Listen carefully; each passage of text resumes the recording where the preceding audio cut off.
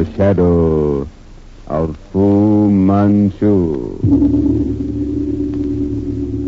Based on the stories by Sax Rohmer.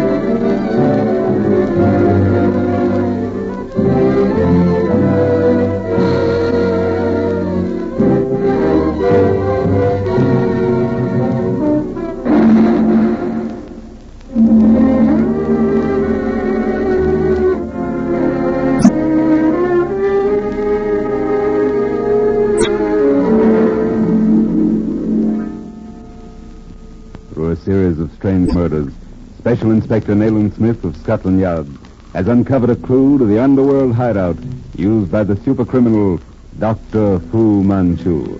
By a ruse, Fu Manchu has trapped Dr. James Petrie, the friend and associate of Nayland Smith, whom he is holding in a secret chamber in a Limehouse den. Disguised as seamen, Nayland Smith and Inspector Weymouth gain entrance to the place and break into the secret chamber at the moment that Dr. Petrie has dropped the trap door operated by Fu Manchu into the Thames River. The lights, Weymouth, the lights.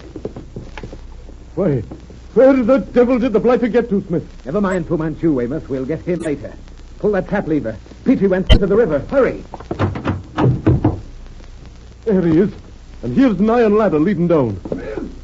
Help! Coming, Petrie. I'll go down, Weymouth. You get out there in the hall and give the alarm to your men. Right. By Jove, there's a fire started in the next room. Better hurry. This trap will be a seething furnace in a few moments. Hang on, Petrie, old chap. I'll be with you. The hunchback. Now, you devil. Do not shoot, Mr. Smith. I am Karame. Karame? You, the hunchback? Oh, why are you here? No time for explanations now. Go down that ladder. Save Dr. Petrie. And do not let him touch that beam overhanging the water. Hurry. Oh, hurry. Petrie, don't touch that beam over your head. Don't touch it. Keep afloat another moment and I'll have you. Quickly, Mr. Smith. The house is on fire.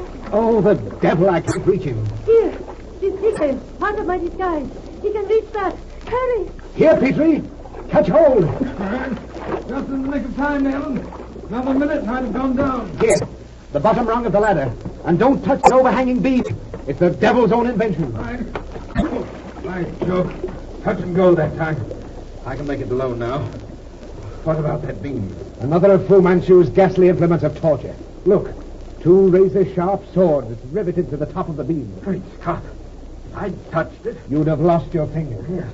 That explains the mutilated hands of Mason and Cadby. But get up this ladder. Carame's up there. Carame? Well, what's she doing? Never mind now. We'll be roasted alive if you don't hurry. The place is in flames. By Carame, you should... Well, she's not here, Nayland. We'll have to find her. Get her out. Find her nothing. She displayed good sense in getting out of this fire trap. Come on, hurry.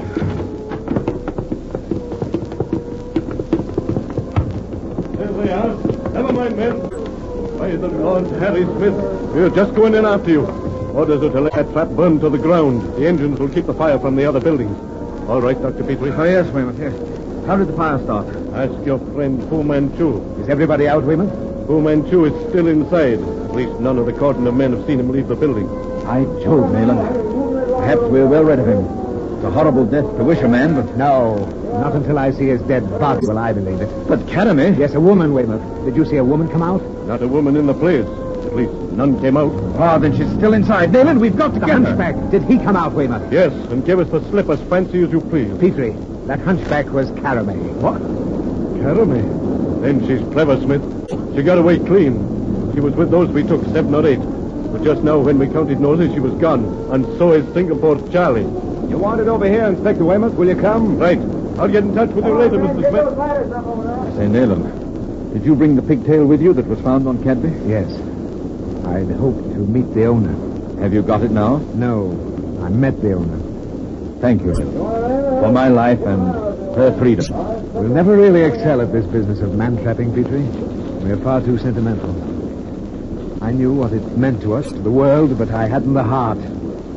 You see, I owed her your life. You owed her my life? If she hadn't given me that pigtail disguise to fish you out of that pit. So you see, I had to square the account. Come on, we'll go home. An ideal rural spot, Red Moat, eh, Petrie? Yes, but to my eyes, every shadow holds fantastic terrors. My ears, every sound is a signal of dread. To think that the hand of Fu Manchu stretches over Redmoat. Yes, and at any moment ready to release some strange oriental horror upon its inmates. Well, we dared to hope him dead, but we know now that he lives. Come in. Father will see you now, gentlemen. Oh, thank you, Miss Elton. We'll go right down. Come, Petrie. You think I acted rightly in sending for you, Mr. Smith? Mr. Elton, you see in me a man groping in the dark. Today, I'm no nearer to the conclusion of my mission than the day I left Mandalay. You offer me a clue, I'm here. And I thank you for coming, sir. Your affair, I believe, stands this way. A series of attempted burglaries or something of that kind has alarmed your household. Yesterday, returning from London in a private compartment with your daughter, you were both drugged in some way. Your daughter awoke and saw someone else in the carriage. A yellow-faced man with a case of instruments in his hand. Correct. I was, of course, unable to enter into particulars over the telephone. The man was standing by one of the windows. Directly he observed that my daughter was awake, he stepped toward her. What did he do with the case in his hands, Miss Elton? I didn't notice particularly. In fact, I was so frightened for the moment that I recall nothing more than beyond the fact that I tried to arouse Father. You failed to arouse him? Yes. Then hands grasped my shoulders and I fainted. But someone used the emergency cord and stopped the train. If you mean that I did it, I have no recollection of doing so, Mr. Smith. And of course, no yellow-faced man was on the train. Mr. Eltham, when did you awake? We were both aroused by the guard. And upon reaching Great Yarmouth, you immediately called Scotland Yard. Well, you acted very wisely, sir. Oh, by the way, how long were you in China? You know that? Well, it is perhaps not so strange that you should be aware of my residence in China, Mr. Smith. By my not having mentioned it to you, may seem so. The fact is, I left China under what I may term an episcopal cloud. I have lived in retirement ever since. Yes. Go on, please. Unwittingly, I stirred up certain deep-seated prejudices in my endeavor to do my duty, Mr. Smith. But to answer your question, I was in China from 1896 to 1900. 4 years exactly. Eltham. Oh, yes. Now I remember. And I'm happy to have met you, sir. Thank you, sir. Oh, tell me, has Red Moat, as its name implies, a moat around it? I couldn't see in the dusk. It has, but the moat is no longer flooded. However, if you refer to the strategic strength of the place, it is considerable. I have barbed wire fencing and other arrangements. As you see, it's quite a lonely spot. Yes, indeed. And now, gentlemen, if you will excuse me, we will resume our conversation after dinner. Will you see to it, Greba? At once, Father. Make yourselves at home, gentlemen. We dine in a few minutes. Who is our host, Nayland? You're probably wondering what caused the episcopal cloud. Well, the deep-seated prejudices our reverend friend stirred up culminated in the Boxer Rebellion. Good heavens. He was at the bottom of that? Well, he was in it, up to his neck. He should be on our list. The Reverend J.D. Eltham may be a poor hand at saving souls, but he saved a score of Christian women from death. And worse. J.D. Eltham. No, the name isn't familiar to me. Ever hear of Parson Dan? Or the fighting missionary? He's the man who held the hospital in Nanyang against 200 boxers with a garrison of only a dozen cripples and a German doctor. Ah, now I remember, yes. But what he's up to now, I've yet to find out. He's keeping something back. Something which has made him an object of interest to the Seven. The Seven? The inner circle of the Black Poppies. There's dinner. And I admit I'm famished. Dinner, gentlemen. Will you come, please? We are to commence alone. Grieber will be down presently. That's your place, Dr. Petrie. You, Mr. Smith, over there. You may bring the soup, Wilson. We are to believe, then, Mr. Eltham, that Red Moat has lately become the theater of strange doings? Yes. Some months ago, an attempt to enter the house was made. The man was arrested and confessed that he had been tempted by my collection. And it was shortly thereafter that you allowed your hobby for playing at fortifications to get the better of you. Exactly. I have virtually fortified Red Moat against trespassers of all kinds. There is only one way in through the main entrance. 2 gates, one above and one below. Any other defenses, Mr. Eltham? A series of electrical bells, which I shall show you later, which ring when any attempt is made to scale the walls of the moat or penetrate the barbed wire. But it was not the visit of the burglar which prompted these elaborate precautions. Well, I'm aware of that. Having invoked official aid, I must be frank with you, Mr. Smith. Following the attempt to break in, I received a warning. The advent of an Oriental. My daughter, too, saw him. Then it was the incident in the train, following closely upon this other, that led you to solicit official aid. Quite. And yet I desire to court as little publicity as possible, Mr. Smith. I'm sorry to have to press you, Mr. Eltham, but what was the nature of the warning you referred to, and from whom did it come? Mr. Smith, I'm contemplating an immediate return to the Orient. Oh, now I understand. Well, why didn't you tell me this before? It's the key for which I've been searching. Your troubles date from the time of your decision to return? Yes. And that warning came from China. From a Chinese? From the Mandarin Yen Sun Yat, to be exact. Yen Sun Yat warned you to abandon your visit and you reject his advice? Listen to me, Mr. Eltham. The Mandarin Yen Sun Yat is one of the 7. Why, I don't follow you. If this official is a friend of yours, believe me, he saved your life. You'd be a dead man now if it weren't for him. You must accept his counsel. No, I'm called back to the Orient. I shall go and... Great Scott, Nayland. Good heavens, it's Grieber!